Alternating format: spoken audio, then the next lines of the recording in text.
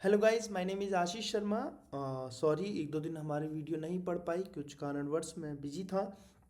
अब मैं कोशिश करूँगा कि कोई भी दिन गैप ना हो। और आज हमारा चल रहा है हिंदी का जो अध्याय है या पाठ बोल लीजिए 5। और जिसमें हमारे लास्ट टाइम चल रहा था वर्गों का वर्गीकरण। हमने 3 तरीके से वर्गीकरण किया था, आपको याद हो।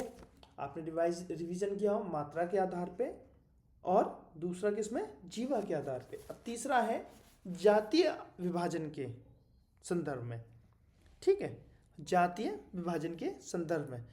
तो अभी जैसे आपने कितना रिवीजन कर लिया है थोड़ा सा बताइए, ताकि आपका रिवीजन कैसे चल रहा है, कहाँ चल रहा है, तैयारी कैसे चल रही है। मैं जानता हूँ तैयारी अच्छी चल रही होगी आपकी। तीसरा है आपका जातीय विभाजन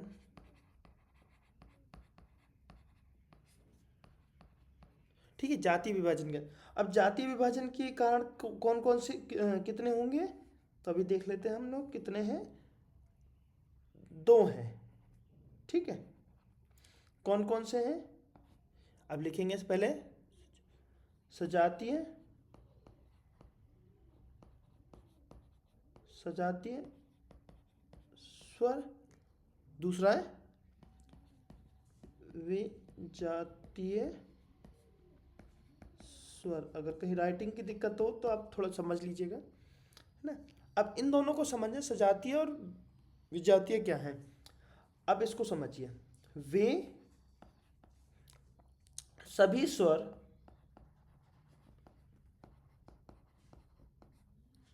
जो, समझना, वे स्वर, वे सभी स्वर जो एक जाति के होते हैं, एक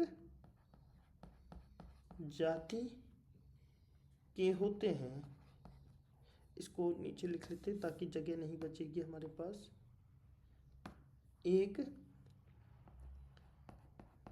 जाति के होते हैं, या हम लिख सकते हैं वे स्वर, वे सभी स्वर जो एक जाति के हो। ये ज़्यादा बेहतर है। ठीक है, और इसको लिखिए विजाति को। अब इसको समझ, खुद स्वयं समझ गए होंगे कहना क्या चाह रहा है। वे स्वर जो अलग अलग अलग अलग जाति के हों, जाति के हों। मतलब क्या कह रहे हैं कि वे स्वर, जिसे समझने की कोशिश करना साथियों, वे स्वर जो एक ही जाति के हों। क्लियर है, और वे स्वर जो अलग अलग जाति के हों। क्लियर है। अब कौन कौन से स्वर हैं जरा इसको भी नोट डाउन करें साथ के साथ। ठीक है, जो एक जाति के हैं वो आ, ई और ऊ है। कैसे, अब ये समझो। आ बड़ा आ कैसे बना है, छोटे आ और छोटे आ से मिलके, तो एक जाति के हो गए। बड़ी ई कैसे मिली है, छोटी ई प्लस छोटी ई मिलके बना है। ऊ कैसे बना है, बड़ा छोटा ऊ प्लस छोटा ऊ, ये एक ही जाति के हो गए। ठीक है, अब अलग अलग जाति के कौन से हो गए, अब इसके रिमेनिंग जितने हैं ए ओ और ओ, ये कैसे मिलते हैं। ए आ प्लस ई के साथ। ए कैसे बनेगा, छोटा आ प्लस ए के साथ। ओ कैसे बनेगा, आ प्लस ऊ के साथ। और बड़ा ओ आ प्लस बड़े छोटे ओ के साथ। अब ये देखिएगा, ये जितने भी हैं जिनका संबंध किनसे हुआ है, जिनका संबंध हुआ है आपके आ के साथ, मतलब आपका जो मिलान हो रहा है इसमें वो आ के साथ हो रहा है। क्लियर है। और अपनी खुद की पहचान के लिए वो दूसरे का प्रयोग करें, मतलब अलग अलग जाति के। इंटरकास्ट समझ लो, इंटरकास्ट मैरिज कर ली इन्होंने, ऐसे समझो आप। ठीक है, अब नेक्स्ट क्या आता है, देखिए जाति के आधार पे हो गया हमारा। इससे पहले क्या था, जीवा के आधार पे और उससे पहले मात्रा के आधार पे। ठीक है, नेक्स्ट टॉपिक है आपका, नेक्स्ट टॉपिक लिखिए परंपरागत अतिरिक्त वर्ग, जो बहुत पुराने समय से चले आ रहे हैं। एक समय चल रहा है जिसका भी है ना, जो खोजों के टाइम की बात है।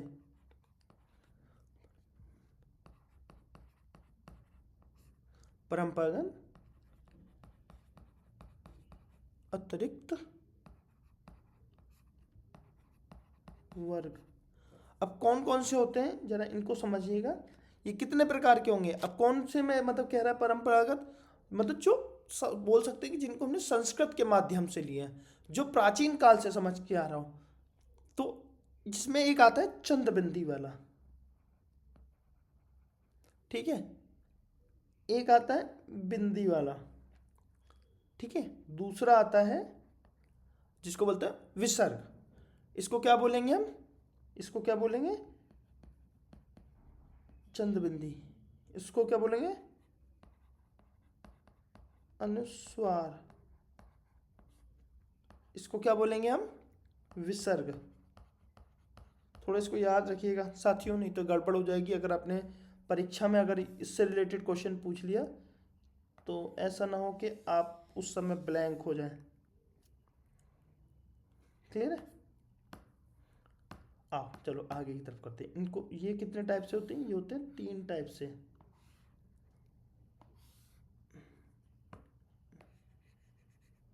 ये होते हैं 3 टाइप से। पहला होगा अनुनासिक, दूसरा बोलते हैं अनुस्वर, फिर होगा विसर्ग, जो कि हमने ऊपर खुद पढ़ा है। ठीक है, इसको चंद्र बिंदी बोलते हैं या बिंदु बोल लो, जो आपकी इच्छा लगे। अनुनासिक किसको बोलते हैं? अनुनासिक को समझिएगा। अनुनासिक कौन से हम बोलेंगे? अनुनासिक बोला जिनकी पहचान चंद्रबिंदी वाली हो। अनुस्वर क्या होता है? जिनकी बिंदी ऊपर लगती है, और ये विसर्ग हो गया। ठीक है, क्लियर है तीनों चीजें? अब इनका प्रयोग कैसे किया गया है हिंदी भाषा में और हिंदी की जो व्याकरण है उसमें, अब देखते हैं। अनुनासिक को क्या बोलेंगे? क्लियर है? जिसके नाक में, सॉरी नाक से, जिसके नाक से कम, मुख से, ये मतलब मुंह से, मुख से ज्यादा वायु निकलती निकलती है। ठीक है, उच्चारण करके देख लो। अभी उच्चारण कर कैसे करेंगे दिखाता हूं मैं, या उच्चारण में ये और लिख लो इसके साथ, ठीक है, ताकि आपको इजीली समझ में आए। यह है तद्भव। अभी आपके आगे आएंगे तद्भव तत्सम। तद्भव क्या होता है? जो हिंदी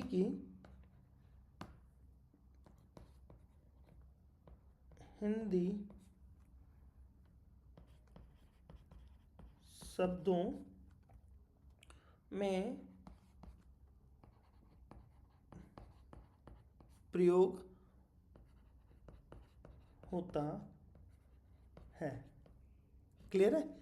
अब इसका उदाहरण लिखिए, या उदाहरण लिख लीजिए, जैसे लिख लीजिए जैसा आपकी इच्छा करे। मैं उदाहरण के तौर पे लिखता हूँ ताकि थोड़ा अच्छा लगेगा।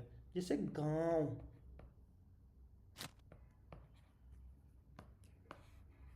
जैसे गांव। नेक्स्ट लिखिए आप चांद। नेक्स्ट लिखिए आप दांत। ठीक है, नेक्स्ट लिखिए कांटा, और 5 भी लिख सकते हैं। जो हमारे 5 होते ना वो। ठीक है, अभी थोड़ा सा इसको मैं छोटा कर दे रहा हूँ ताकि और भी जो कंटेंट है ना उसको भी लिख पाऊँ। रुकिए साथियों, रुकिए। ठीक है, अब उच्चारण का, क्योंकि थोड़ा सा राइटिंग का मैटर आ रहा होगा, और इसको एक काम करता हूँ, उठा के थोड़ा सा और उधर कर दे रहा हूँ ताकि इजी रहेगा। ठीक है, अब हम लिखेंगे अनुस्वर का। इसमें क्या है समझने की कोशिश करिएगा।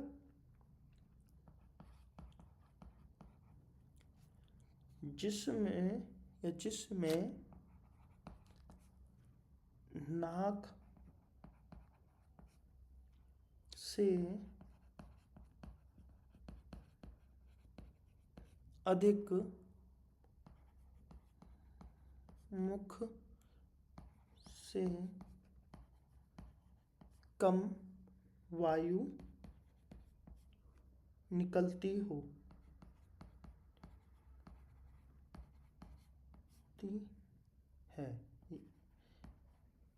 ठीक है, निकलती है, इसको बोलेंगे हम, यह एक तत्सम, जो कि संस्कृत में यूज होता है। ऐसे और लिख लो ताकि आपको थोड़ा, जब तत्सम तद्भव आएगा तो आपको क्लियर होगा। तत्सम, तत्सम किस में होता है? संस्कृत में, और तद्भव हिंदी में प्रयोग होता है। शब्दों में प्रयोग होता है। अब इसके उच्चारण क्या है? उच्चारण देखिए, या उदाहरण बोल लीजिए, या जैसे बोल लीजिए, जो आपको सुने। जैसे चंद्र, जैसे दंत, जैसे कटक, और पंच, जैसे गंगा। गंगा के बाद लिख सकते हैं हम सेम या संस्कार। ठीक है, ये हो गया आपका अनुस्वार। अब अनुस्वार समझ में आया होगा कि कहाँ कहाँ इसका यूज होता है और कैसे यूज होता है। ठीक है,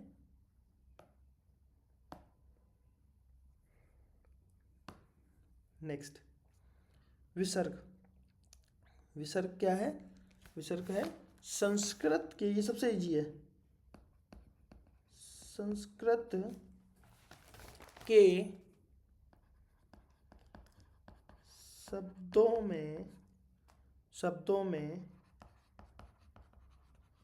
स्वर के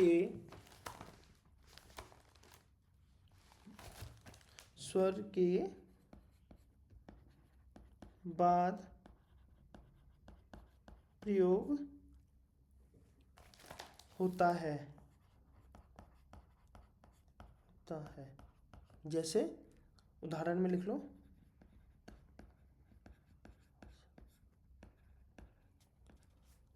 प्रातः। ठीक है, एक लिख लो अब दुख, एक लिख लो प्रातः काल। ठीक है, ऐसे ही होते हैं। ठीक है, हमने क्या क्या पढ़ लिया अब तक?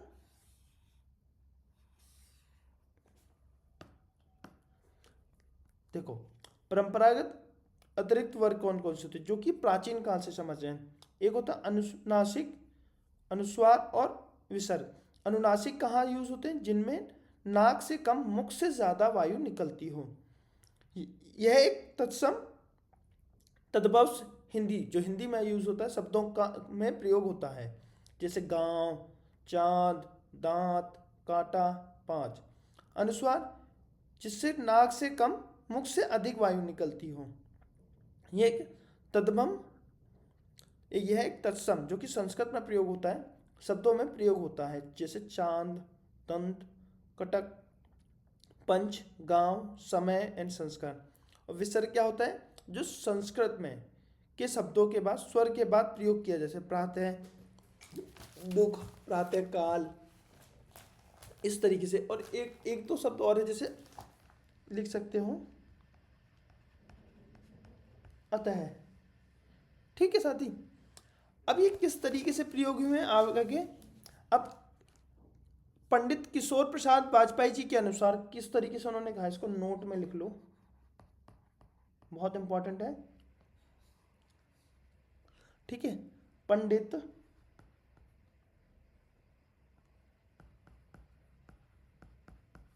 किशोरी प्रसाद वाजपेयी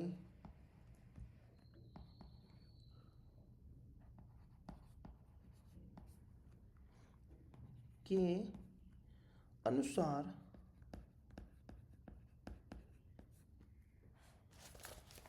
या अनुस्वर और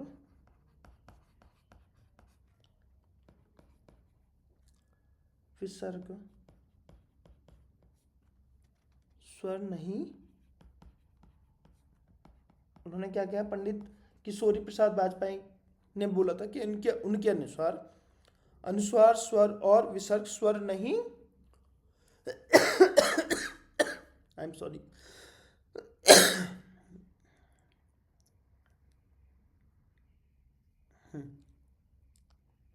नहीं है। ठीक है,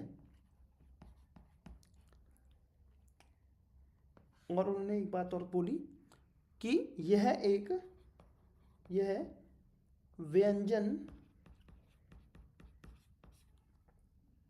व्यंजनों की तरह स्वर से पहले नहीं आते।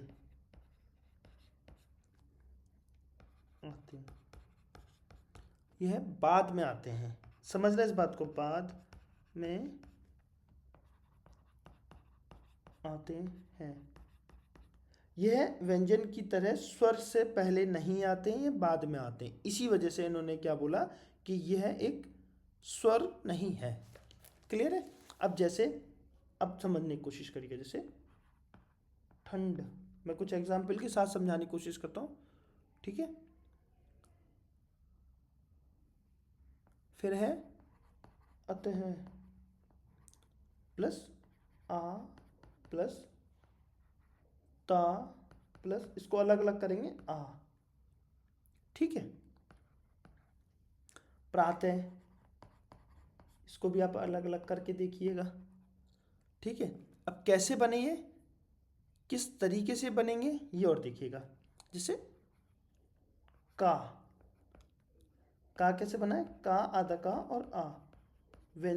कैसे एक व्यंजन कैसे बनता है, जैसे कैसे बना, का प्लस आधा आ, मतलब जो स्वर है वो बाद में आ रहा है।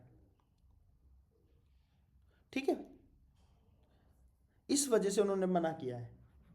खा जो है, खा प्लस आ, गा प्लस आ, जी इक्वल टू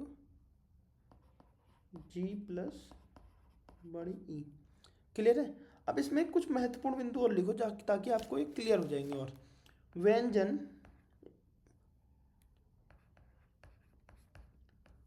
स्वर से पहले आता है। क्लियर है।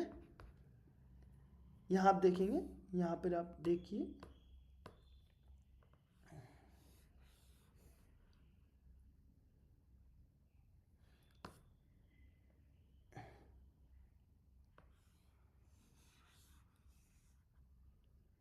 नहीं बड़ा हो रहा है तो जगह घेरेगा, बाद में प्रिंट में आपको दिक्कत करेगा। ठीक है, चलो कोई नहीं, आप ऐसे ही लिख लीजिए।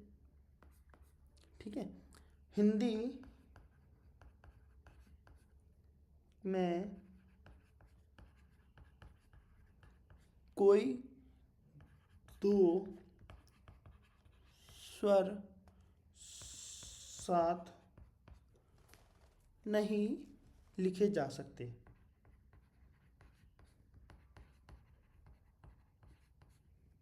लिखे जा सकते। क्लियर है? वह क्रिया शब्द ना हो, अगर वह क्रिया शब्द नहीं हो, क्रिया शब्द ना हो। क्लियर है? समझ में आ गया? अब हमारे यहाँ व्यंजन स्वर का पार्ट खत्म होता है। आपको क्लियर भी हो गया होगा कि हमने 2-3 तरीके से पढ़ा। अब जो हमारा जो चल रहा था वो किसके आधार पे चल रहा था बताइए? वो जाति के। जाति में कितनी थी? 2, सजातीय और विजातीय। और परंपरागत अतिरिक्त वर्ग जो यूज़ किए गए हैं, जो संस्कृत काल से चले आ रहे हैं, जो प्राचीन काल से समय आ रहे हैं, उनका डिफाइन। और लेकिन ये याद रखिएगा, पंडित किशोर प्रसाद वाजपेयी जी के अनुसार स्वर, अनुस्वार और विसर्ग स्वर नहीं होते। उन्होंने उसका क्लेरिफिकेशन कैसे दिया? ये व्यंजन की तरह स्वर से पहले नहीं आते, मतलब बाद में आ रहे हैं। इस वजह से उन्होंने इसको तर्क रखते हुए कहा कि यह स्वर नहीं है। जैसे पूछ भी सकता है एग्जामिनर क्वेश्चन में कि ये बताइए कि पंडित किशोर वाजपेयी जी ने किस बात पे इसको खंडित किया था, तो पॉइंट देगा, आपको उसको सोच समझ के लिखना है, या वो एग्जाम्पल के साथ आपको समझाए। ठीक है? क्लियर है?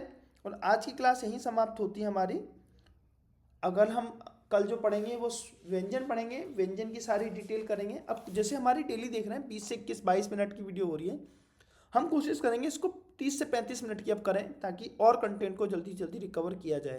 क्योंकि हमें 40 दिन के अंदर ये सारी चीज़ें खत्म 60 दिन के अंदर हमें सारी चीज़ों को ख़त्म करनी है। ठीक है? ऑल द बेस्ट गाइज, ऐसी पढ़ाई करते रहिए। Thank you.